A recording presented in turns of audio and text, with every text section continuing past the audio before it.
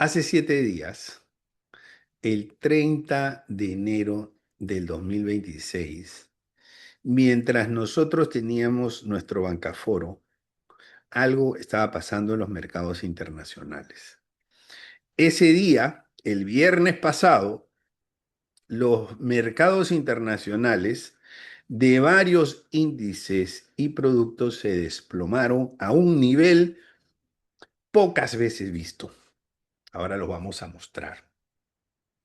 Entonces, lo primero que hay que entender es qué pasó, ¿no? Porque el qué pasó nos va a decir de alguna manera qué es lo que está pasando en los mercados. Y si entendemos qué es lo que está pasando, podemos establecer algunas hipótesis para qué es lo que puede pasar, qué es lo que puede suceder, ¿no?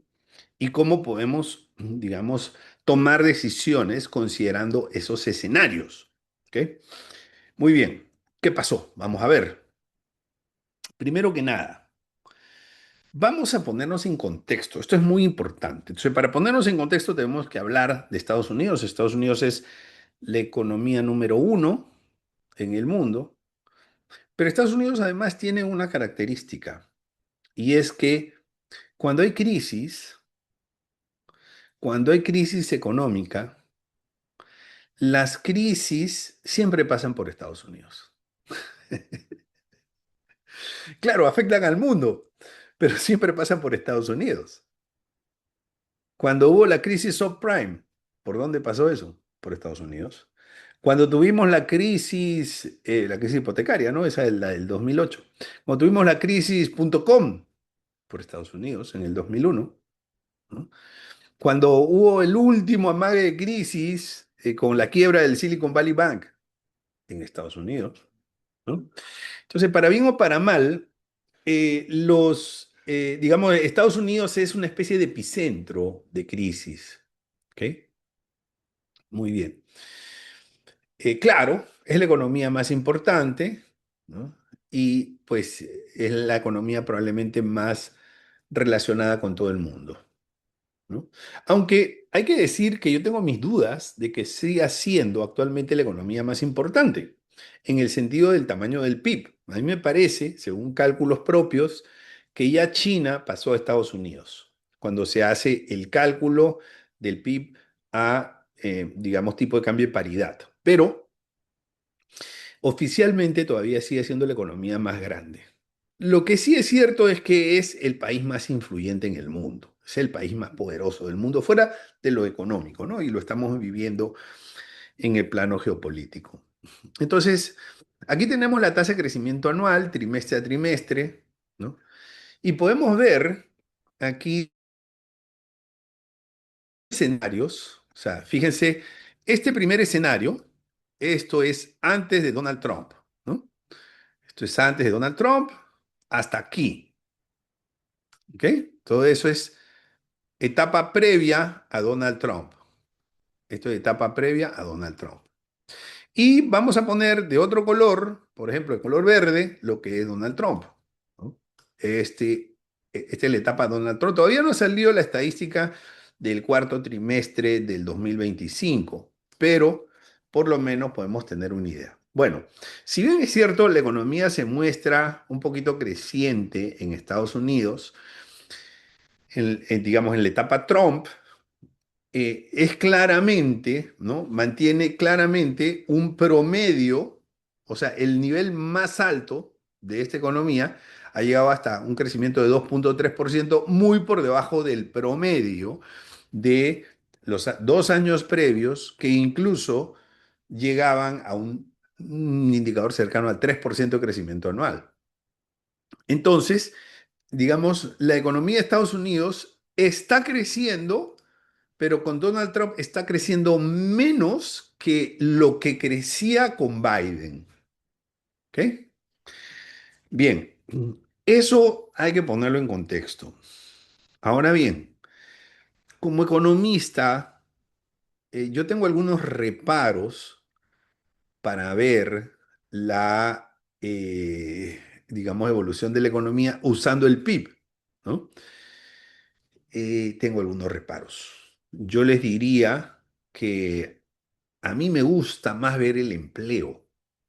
O sea, para mí, el empleo es una mejor señal de cómo va la economía versus el crecimiento del PIB. El crecimiento del PIB significa que estamos vendiendo más como país, pero el empleo significa que se está sintiendo un dinamismo económico que está generando oportunidades y que ese empleo es una consecuencia de confianza e inversión por parte de las empresas o de los empresarios. Entonces, para mí eso es mucho más importante que el crecimiento, digamos, del PIB, ¿no? Bueno, entonces, ¿qué ha pasado con el empleo? Vamos a ver la tasa de desempleo, ¿no? La tasa de desempleo, y aquí estos son 3 años, entonces vamos a hacer la misma separación. Vamos a ver la etapa Trump, ¿no? Trump entra en el 2025, entonces esta es la etapa previa a Trump y lo que voy a señalar de verde es la etapa de Donald Trump. Entonces, esto es indicador de desempleo, desempleo.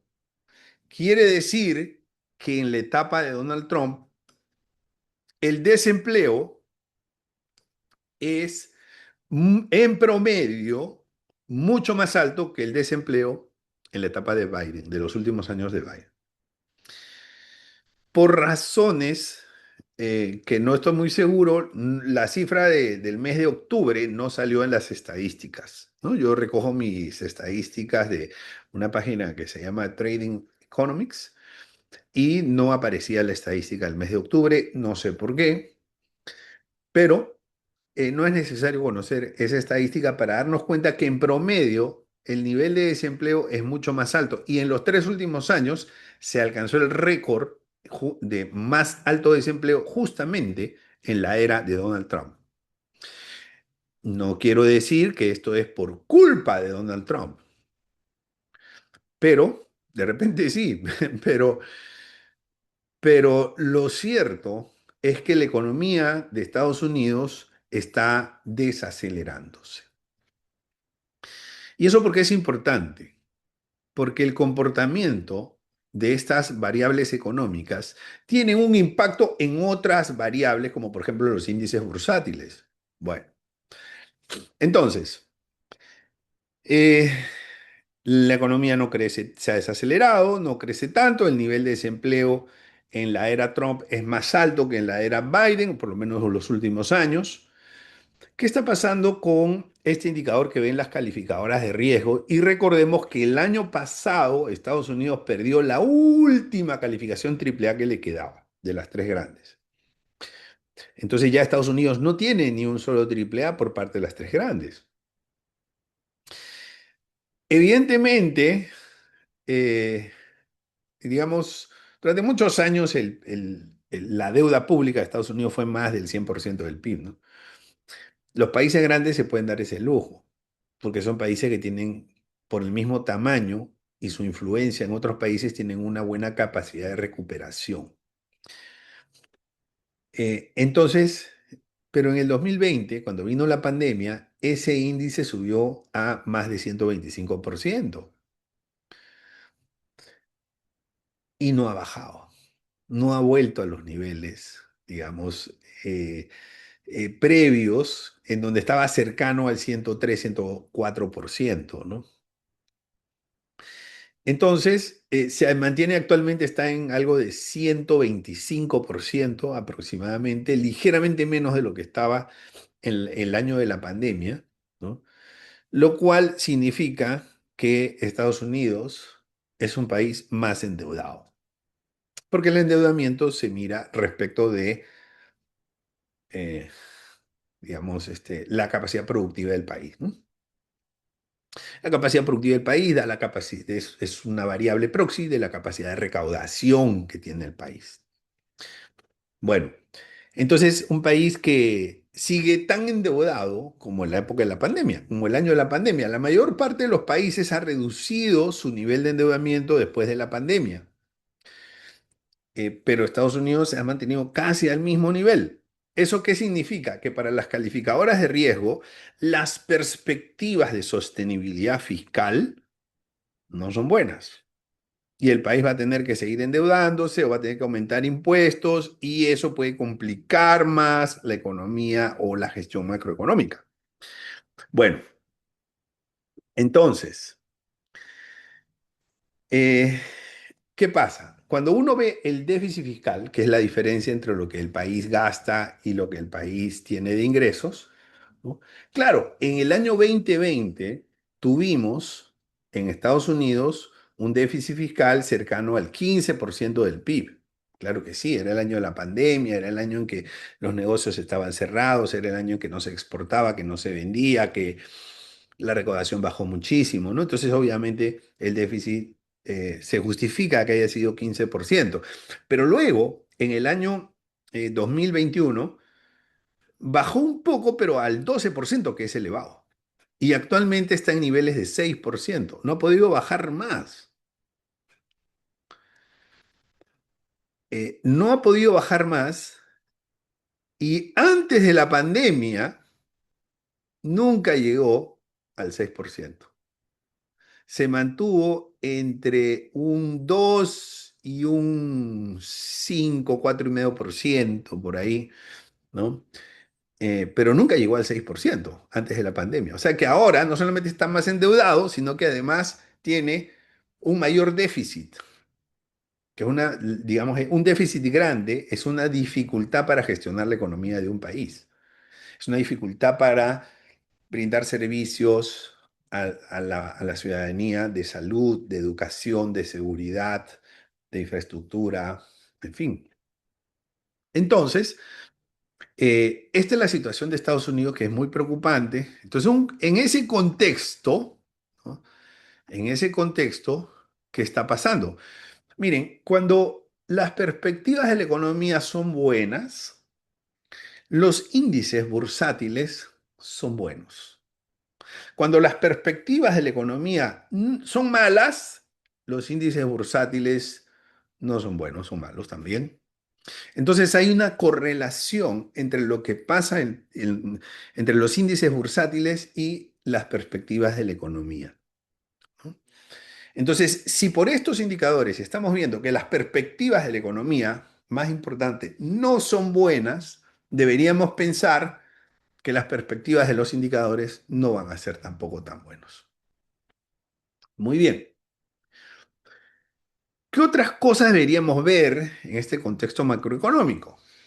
Bueno, la inflación. Recordemos que la inflación después de la pandemia, la inflación tuvo un fenómeno monetario, ¿no? Aquí, después de la pandemia. Aquí vino la pandemia, que está P de pandemia, ¿ok? Y después vino la inflación, que está I de inflación. ¿Por qué? Porque en esta época, entre la pandemia y el pico de la inflación que se dio en el año 2022, eh, se emitió mucho dinero, mucho circulante, y eso hizo que los precios suban. Claro, que la gente siga comprando, pero también que los precios suban. Bueno, entonces, cuando eso pasa, las tasas de interés, que son un mecanismo para elevar, digamos, o reducir los niveles de liquidez y al reducir los niveles de liquidez, compensar o contener la inflación, las tasas de interés comenzaron a subir, ¿no? Entonces aquí viene una subida en las tasas de interés, aquí. Este descenso de la inflación, porque la inflación tiene una medicina, que es subir las tasas de interés. Entonces, esta es subida de las tasas de interés. Vamos a ponerle tasas. Las tasas bajaron. Reducción, perdón, subida de tasas de interés. Las tasas subieron para bajar la inflación. Para bajar la inflación. ¿Ok? Entonces bajó la inflación, pero cuando la inflación ya empieza a acercarse al 3% por aquí, 2024, 2025, entonces aquí nuevamente decimos, bueno, ya hemos conseguido, el remedio ha funcionado, entonces ahora más bien tenemos que estimular la economía. Y para estimular la economía, vamos, que habíamos subido las tasas de interés, ahora vamos a bajar las tasas de interés. Entonces, aquí viene otro elemento que es la reducción de las tasas de interés. ¿Ok?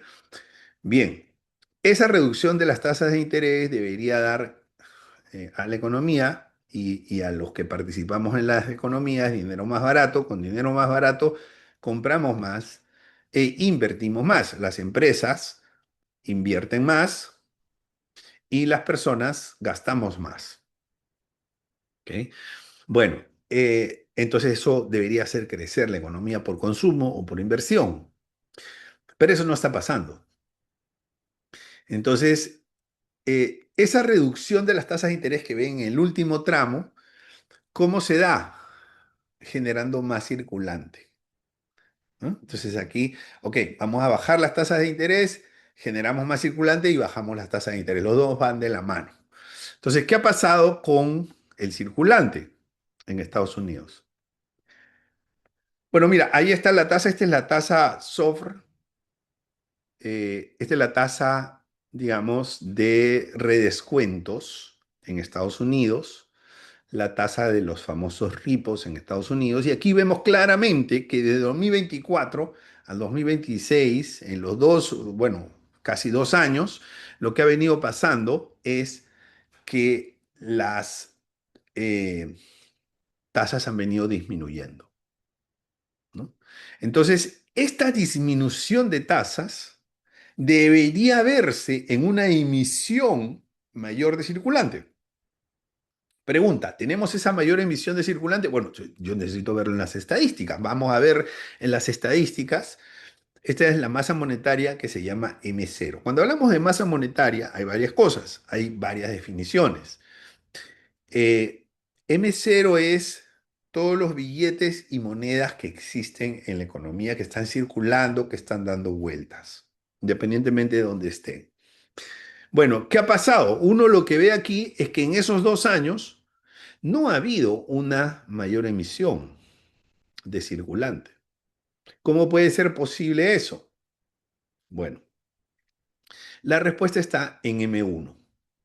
Porque este circulante, ¿qué pasa? El circulante tiene un efecto multiplicador. Es decir, estas, monedas y billetes, tienen un canal de transmisión para llegar a la economía que son los sistemas financieros. Entonces, a través del Banco Central, o en el caso de Estados Unidos, la Fed, llega el dinero a los bancos y después los bancos prestan. Y así es como llega a la economía real. Porque si un banco tiene liquidez, ese banco lo deposita en otro banco, depósitos interbancarios, ese banco lo deposita en otro banco y así sucesivamente. Entonces, ese es un efecto multiplicador, ¿no? De los depósitos a la vista. Entonces, los economistas nos hemos inventado una cosa que se llama M1. M1 es el M0, que son todos esos billetes y monedas, con los encajes. Ernesto, pero los encajes no son circulantes. No, no son circulantes, pero, o sea, los encajes son los dineros que están guardados por razones regulatorias, ¿no? Están estacionados por razones regulatorias en el Banco Central o la Fed, pero pueden ser usados a través de una operación de redescuento. Es decir, un banco podría decir, dame un crédito con garantía de esos encajes. Entonces es una liquidez potencial. Y luego tenemos los depósitos a la vista, que ahí está el efecto multiplicador, que son los depósitos de un banco en otro banco. Y eso se genera, digamos, eso aumenta, digamos, potencia del circulante. Entonces a todo eso se le llama M1. Y en M1 sí podemos ver una clara tendencia hacia arriba. O sea, el efecto de la subida de las tasas de interés, o perdón, de la reducción de las tasas de interés sí se ve aquí. Pero con M0 no alcanzabas a verlo. Tenías que ver este gráfico. Si en este gráfico no sale una, digamos, mayor masa monetaria, quiere decir que hay una distorsión en la economía, que algo no está bien, que algo no está cuadrando, y los desequilibrios después traen problemas. ¿Ok? pero sí hay una consonancia entre la mayor masa monetaria y la reducción en las tasas de interés. ¿Eso qué quiere decir? Que hay más dinero circulando en la economía. Pero cuando digo en la economía, digamos, hay todo un proceso desde que está el dinero en el Banco Central hasta que llega al bolsillo nuestro o al bolsillo de los estadounidenses. Primero llegan los bancos y de los bancos llegan a las personas y a las empresas. Ese es el proceso. ¿Qué pasa? Yo sé con este gráfico que está saliendo el dinero y que por lo menos en los bancos hay liquidez. Pero no estoy seguro de que está llegando a las personas. Necesito un poquito más de análisis. Bueno, entonces nos vamos al siguiente gráfico. En el siguiente gráfico, aquí podemos ver M2, que es lo mismo M1, pero incluyendo los depósitos a plazo, porque los depósitos a plazo se pueden usar también como un mecanismo de liquidez si se pignoran, si se pide préstamos con pignoración de esos depósitos a plazo, ¿no? Entonces, claramente estamos viendo de que la liquidez está aumentando en el sistema financiero. ¿Y en el sector real está aumentando la liquidez? Vamos a ver. Estos son los activos bancarios. Esto es el saldo, ¿no? Esto está en miles de billions, o sea, esto está en trillones. Los activos totales bancarios están aumentando. O sea, claramente la liquidez está llegando a los bancos. Pero eso más o menos lo habíamos intuido. Ahora lo que queremos saber es que si los bancos están enviando su dinero de su propia fuente hacia el sector real, hacia las personas y a las empresas. Entonces, y aquí tienes que pensar como banquero. Los bancos manejan dinero ajeno y tienen que ser hiper responsables con el dinero ajeno. Y son una actividad regulada porque son de alto riesgo, manejan dinero de terceros. Entonces, como banquero, yo diría, mira, si voy a prestar, tengo que estar seguro que me van a pagar. Oye, pero la economía no está bien. Eso significa que la mayor parte de las empresas no está, puede que esté bien, pero no está tan bien como hace 2 años, ¿no? Entonces, ¿qué pasa? Muchas veces hay argumentos equivocados en donde se dice, bueno, para que la economía despegue, los bancos tienen que darle préstamos blandos a las empresas. Ese es un argumento que es una falacia y yo reconozco que en algún momento yo pensé así, o sea, yo he sido de los que ha pensado así, ¿no? Pero después he aprendido que no se trata de eso, porque los bancos no van a prestar por prestar, necesitan prestar o van a prestar cuando tienen una relativa convicción de que ese dinero no se va a perder. Pero del otro lado, los clientes, consumidores o empresas también se van a endeudar, no porque tengan más líneas de crédito, ni porque tengan una tasa de interés blanda, sino porque realmente tienen perspectivas de que van a poder pagar ese crédito. Es decir, si mi banco me dice, señor Bazán, le he aumentado la línea de crédito de 100 a 200 a partir de este mes, no porque me aumente la línea de crédito de mi tarjeta, yo voy a salir a comprar más. No, yo voy a salir a comprar más si de repente estoy viendo que mis ingresos mejoran y que me está yendo mejor y por eso. ¿Ok? Entonces, lo mismo pasa con las empresas, ¿no? O tampoco, no porque a mí me digan, señor, le vamos a cobrar una tasa más baja. En lugar de 15%, ahora le vamos a cobrar 10%. Ah, voy a salir corriendo a consumir. No, no se trata de eso tampoco. Entonces, pero muchas veces escuchamos algunas propuestas que dicen, no, hay que darle créditos blandos a las empresas, a las pymes para que despeguen, para que esto... Espera, es que el digamos, la mayor disponibilidad de crédito per se no implica que se va a usar el crédito. Y el hecho de que se use el crédito per se tampoco implica que va a tener un impacto en la economía, ¿no? En el dinamismo económico. Entonces, los bancos sí están creciendo, están recibiendo los fondos, pero, ¿qué pasa? Y ahora vamos a ver la siguiente, los préstamos bancarios mensuales por mes, ¿no? Que estaban hace 2 años o 3 años, estaban cerca de los 3.000 billones por mes. Y hoy en día están más bajos, entre 2.600 y 2.700. Entonces el dinero sí está saliendo de los bancos, pero mucho menos de lo que salía hace 2 años. Pero a los bancos les está llegando liquidez mucho más de lo que les llegaba hace 2 años.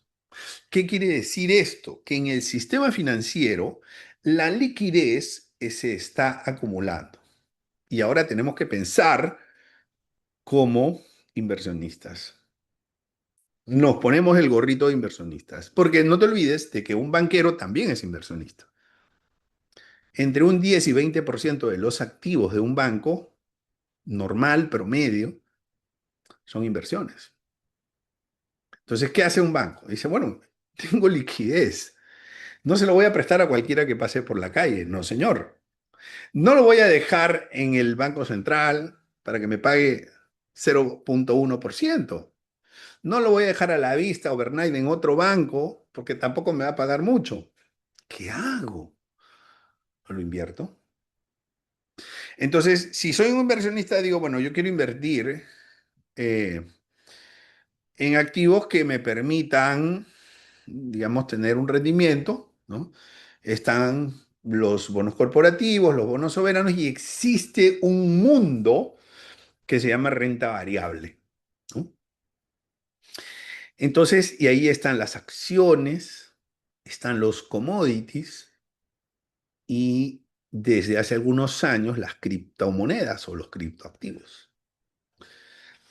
Entonces, si bien es cierto, los bancos directamente no lo hacen, los bancos también administran fondos o tienen fondos relacionados que ellos sí lo hacen, ¿no?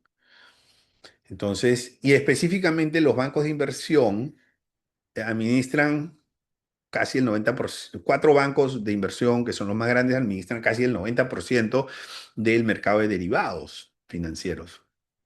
Entonces, ¿qué pasa? Ese dinero termina en el mercado de renta variable en parte, no todo, pero en parte. ¿Ok? Bien. En Latinoamérica no somos de invertir mucho en renta variable. Somos muy conservadores en general. Así que invertimos en renta fija, en cosas que conocemos, ¿no? Pero en Estados Unidos tal vez son un poquito más atrevidos, ¿no? Y por eso llegan las crisis. ¿Ok? Por eso llegó el punto com y la crisis de los subprime y muchas de las crisis llegan porque son un poco más atrevidos, ¿no? Vamos a decirlo, menos adversos al riesgo. Bueno, entonces, ¿qué pasa con el oro? Fíjate que en estos momentos, como banqueros, nos ponemos en los zapatos de los banqueros, con el sombrero de banquero y decimos, tenemos un exceso de liquidez, necesitamos meterlo en algún lado. ¿Y qué pasa? Como nosotros habíamos conversado en sesiones anteriores, mira lo que ha pasado mira lo que estaba pasando con el oro. Señores, el oro, voy a dividirlo aquí, ¿no? La parte, digamos, rosada, la parte rosa, hasta aquí, 2024, y después otra parte verde, ¿no? No se dan cuenta que hay dos pendientes diferenciadas ahí, claramente diferenciadas, ¿no? Entre la parte, digamos, rosa y la parte verde, hay dos pendientes, una tasa de crecimiento muy diferente. Entonces, claro, cuando empieza a subir el oro, los que asisten recurrentemente al Banca Foro saben, porque en su momento lo analizamos, y yo le dije, mira, lo que pasa es que el oro es un activo refugio. Y lo que esto está diciendo es que la economía no anda muy bien y que el dólar se está depreciando, está perdiendo valor, entonces muchos prefieren refugiarse en el oro en lugar de refugiarse en un soberano de Estados Unidos que está bajando de precio porque le han bajado la calificación, en lugar de refugiarse en un índice bursátil como el S&P 500, porque eso puede ser una burbuja que en cualquier momento revienta. Entonces se van al oro, que históricamente siempre ha tenido una curva creciente, ¿no? Y entonces, sí es verdad que en un primer momento, al no haber muchas opciones, porque el dólar decepcionó como moneda, el euro también está muy preocupante porque la situación en los países de la Unión Europea no es buena, ¿no? Reino Unido tampoco tiene una situación muy buena, o sea que tampoco podemos esperar mucho de la libra esterlina, ¿no? Entonces, ¿y ahora qué hacemos? Bueno, el mejor refugio históricamente ha sido el oro. Entonces vamos a comprar oro. Entonces, parte de la liquidez se fue del sistema financiero al oro, directa o indirectamente, ¿no? Yo pienso que la mayor parte de los casos ha sido de manera indirecta, de los bancos a fondos, de los fondos a el oro. Y aquí pasa un fenómeno, en donde yo tengo una hipótesis, ¿no? Cuando la gente empieza a ver que el oro empieza a crecer, y lo discutimos en uno de los bancaforos recientes, creo que en el primero del año, yo le dije, señores, el oro ha crecido, ha ganado 75% en un año, ¿no? Entonces, si yo te pregunto a ti, ¿cuánto te paga tu banco por tus ahorros anualmente, ¿no? Entonces tú me dirás, uy, me paga 0,1%, otros me dirán y me paga 1, por ahí alguien me dirá y me pagan 12, ¿no? Y el que más suerte tiene, mira, y me pagan 3, 4% al año, ¿no? Pero cuando yo te digo, mira, este es el activo refugio y está pagando 75% de rentabilidad al año. Entonces tú dices, bueno, voy a poner una parte en oro, ¿no? Y el oro, que históricamente ha sido un activo refugio, empieza a convertirse en un pedacito de activo especulativo. Es decir, que gran parte, o sea, poco a poco, una parte de los que llegan empieza a llegar por la búsqueda de rentabilidad en el oro. ¿Por qué? Porque cuando tú ves esta pendiente, tú dices, mira, ¿en qué puedo invertir? Bueno, el oro, o sea, es de bajo riesgo, ¿no? Tiene un respaldo físico y además ofrece el mejor rendimiento, ¿no? O sea, la maravilla, bajo riesgo, alta liquidez y alta rentabilidad, pues van a invertir en oro. Entonces el oro pasa de ser un activo 100% refugio a ser 80% refugio, 20% especulativo. Cuando aparecen estas rentabilidades que nunca en la historia se había visto. Y ese 80-20 empieza a cambiar a 70-30. Y se acelera muchísimo, y ahí ven en la pendiente, se acelera muchísimo la adquisición de oro. ¿Por qué? Porque los financistas, ¿eh? Yo no sé si debería incluirme en el grupo de los financieros. Bueno, voy a incluirme, ¿no? Porque vamos a decir algo que no es tan positivo. Los financistas tienen una modalidad de inversión especulativa que se llama el apalancamiento. Eh, en el negocio de inversiones hay una estrategia de inversión que se llama carry trade. ¿Ok? ¿Qué cosa es carry trade? Me presto dinero para invertir. Repito, me presto dinero para invertir.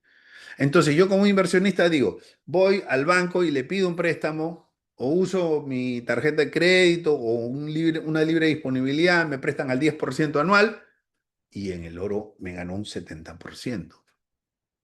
Entonces cuando el oro me paga el 70%, yo devuelvo el 10% y me quedo con 60% de ganancia. Eso se llama carry trade. se llama inversión con apalancamiento. ¿Ok? Eso lo hacen muchísimo. Y lo hacen también inversionistas institucionales, sobre todo ellos, ¿no? Entonces, es una apuesta muy arriesgada, pero lo hacen, ¿no? Y la otra forma de invertir con apalancamiento es a través de opciones financieras, ¿ok? Comprando, eh, comprando call options a precios determinados. Por ejemplo, si el oro está a 3.000, yo compro una call option a 3.500 y cuando suba a 4, digamos, ejerzo la opción y compro 3.500, algo que vale 4.000 y simplemente me gané 500, hace una pequeña inversión en una especie de prima de seguro que vendría a ser el precio de la opción call, ¿no? Entonces, esto se acelera producto de esas modalidades de apalancamiento. Y por eso es que pues el oro tiene un crecimiento impresionante. Pero como hay un componente especulativo, el componente especulativo te da cierta inestabilidad, cierta incertidumbre, ¿no? El componente especulativo llega con volatilidad potencial. ¿Y qué pasa? Este es, digamos, la evolución del precio del oro de los 10 últimos años. Pero ahora les voy a poner fue lo que pasó con la evolución del precio del oro el viernes pasado. Mientras nosotros estábamos en el Bancaforo hablando del informe de riesgos globales, el oro comienza el día en 5.449,4 y termina el día en 4.490,2. O sea, 18% de reducción. 18% de reducción en un día. ¿Y por qué empieza, digamos, y por qué cae tanto? Porque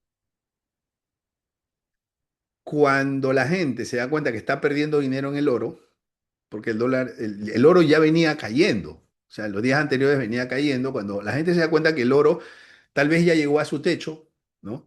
Entonces, incluso está disminuyendo 1, 2, 3%. Entonces el inversionista dice, espera, yo tengo que pagar un 5 o 6% por el préstamo del carry trade. Esto es para que el oro me dé un rendimiento mayor del 5 o 6%, pero si ya no está dando ese rendimiento, si está dando rendimiento de 1%, de 2%, de cero o de -1 o de -2, no, no, no, no. ¿Sabes qué? Esto no va. Vendo mi posición y le pago al banco y me salgo. Entonces ese inversionista dice, vendo. Y después viene otro y dice, vendo. Y otro por ahí piensa igual, vendo. Entonces, cuando se vende, ¿qué pasa? El precio baja, ley de oferta y demanda. Cuando el precio baja, eso aumenta digamos, la posibilidad de que hayan más personas que digan, cierro mi posición, o sea, me salgo, ¿no?